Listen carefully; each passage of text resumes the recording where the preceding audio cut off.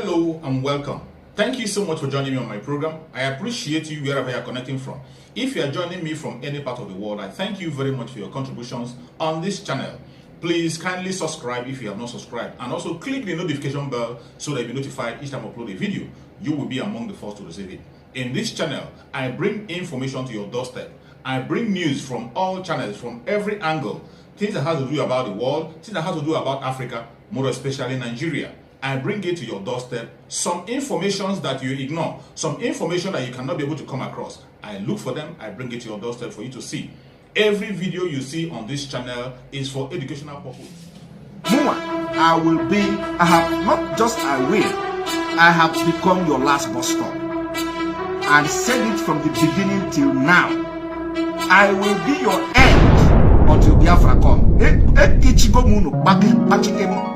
When you need there, I don't see you there. Who know that not there? That's until Biafra will come. Mazi Nnamdi Kanu, most times he appeared in court in designer clothing, looking very nice and smart. But that's his. I'm sure they have seen him. So that fear should be allayed somehow, because we've actually seen him in his best when he appears in court. He never appeared as though he's been depressed or he's been oppressed or he's been maltreated. So he's there facing justice. The challenges of him not being the decisions not being dispensed on time is generally a Nigerian problem. It is not applicable to Kanu in this instance. We've seen cases that lingers in court and all of those things. That's why you see people have been clamoring for judicial reform, so we can actually have, justice dispensed on time. We know for now the wheel of justice grinds slowly, so because we are still in a system that affects everybody, not only Nnamdi Kanu in this case, we should just have to wait until we have that reform to make sure the judiciary is allowed to do their job, and at the time they will want to do their job. Recall that in that case you've been seeing a lot of applications, left, right, and center, and that in itself would have also inhibited the speedy hearing of the case from the beginning. You would have seen some amendment of charges both from the defense and the prosecuting counsel. We've seen application for bail and all whatnot. So those are the things that have inhibited the quick dispensation of justice regarding the Nnamdi Kanu case. But to say that he should be released based on an advisory from the United Nations is something that I don't quite agree with as an individual. Because you see, we have subjected, and of course both parties have submitted to justice. Let us allow the wheel of justice to take its course. Nigeria is a sovereign nation, and we have our protocols, we have our laws. How much have the United Nations or whichever body that make that advice been able to advise those juntas in the Burkina Faso?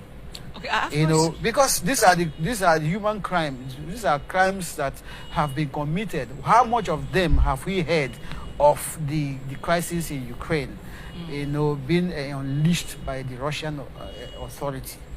We've not seen their actions. They should come out clean to deal with those international concerns, and not the one that is being faced with the justice system. We have not heard that Nnamdi Kanu has been maltreated or had been dealt with in such a manner that it is not in tandem with our extant laws.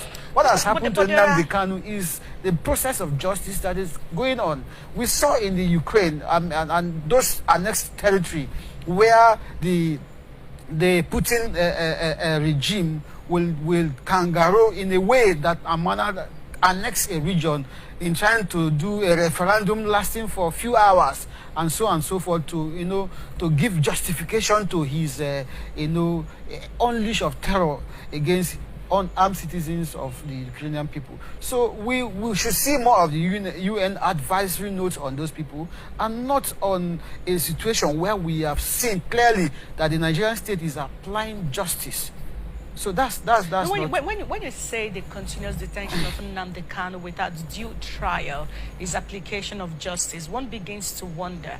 Nigeria is a signatory to a lot of UN protocols, and that's the grounds on which the UN is saying follow the due protocols. If you're going to try him, try him. If you're not going to try him, let him go.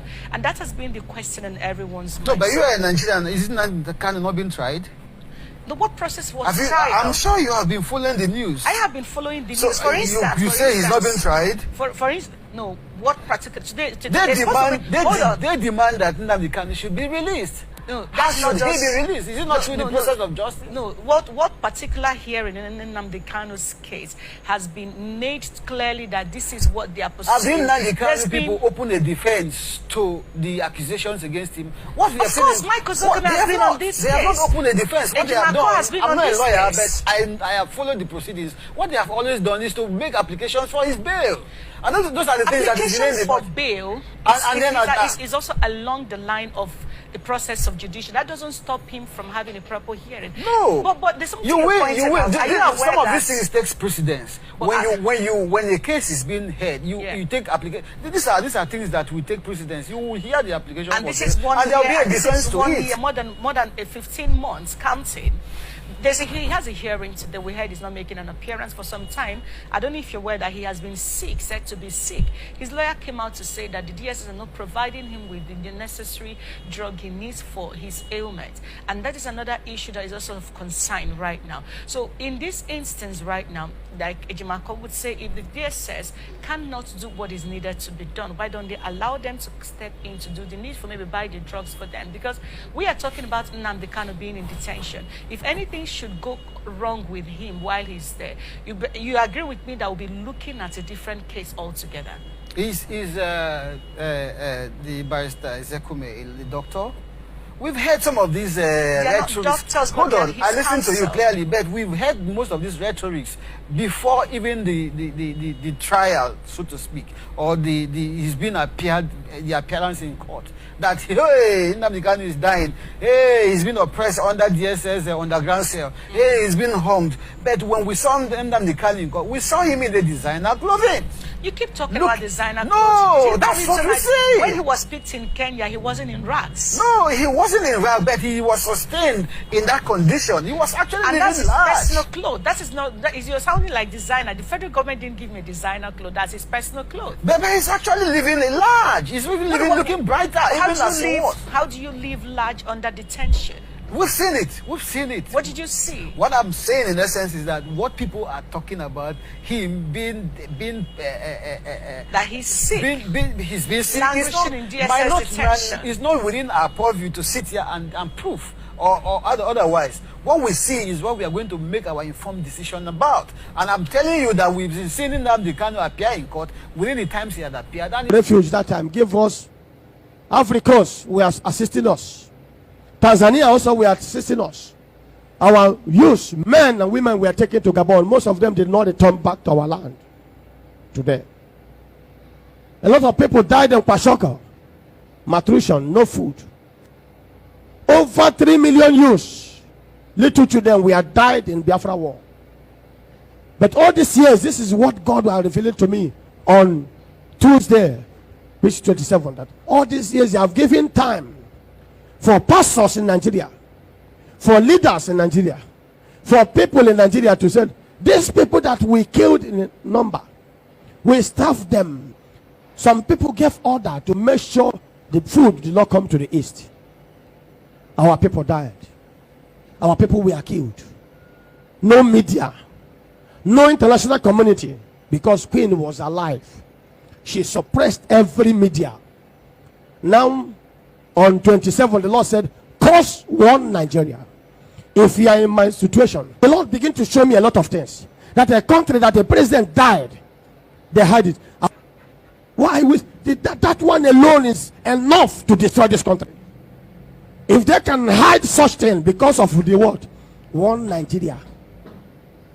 Investment. Nigeria is an investment for some people.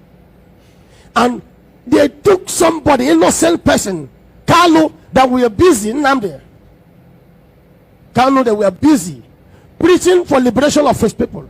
They went all the way to Kenya, kidnapped him, put him in DSS. Last week they said his health is. If anything happened, nothing will happen to him.